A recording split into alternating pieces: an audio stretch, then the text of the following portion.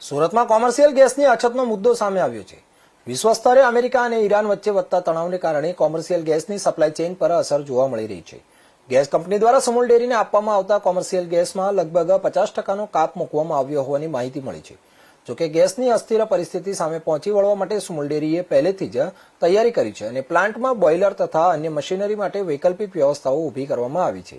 સુમુલ ડેરીના પૂર્વ ડિરેક્ટર જયેશ પટેલે જણાવ્યું હતું કે કોમર્શિયલ ગેસની અછત હોવા છતાં દૂધ પ્રોસેસિંગની કામગીરી પર કોઈ અસર પડશે નહીં। જે યુદ્ધ ચાલી રહ્યું છે અને કારણે ખાસ કરીને જે ડેરી ઉદ્યોગમાં જે ગેસનો જે ઇન્ડસ્ટ્રીયલ વપરાશ થઈ રહ્યો છે એમાં કંપનીઓ તરફથી 50% જેટલો કાપ મૂકવામાં આવ્યો છે। તો ખાસ કરીને સુમુલના જે અમારા પ્લાન્ટો છે એમાં જે બોઇલરમાં વૈકલ્પિક વ્યવસ્થા ખૂબ જ સફળતાથી કરવામાં આવી છે અને ગેસના વિકલ્પમાં અન્ય ઈંધણની વ્યવસ્થા ખૂબ જ સફળતાથી મેનેજમેન્ટે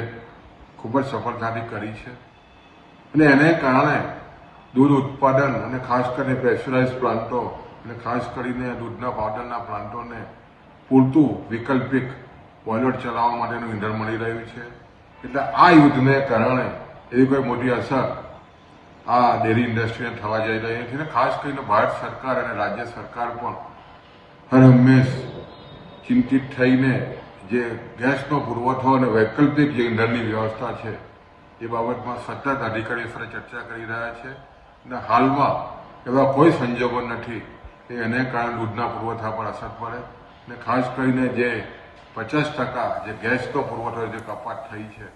એની અસર હાલ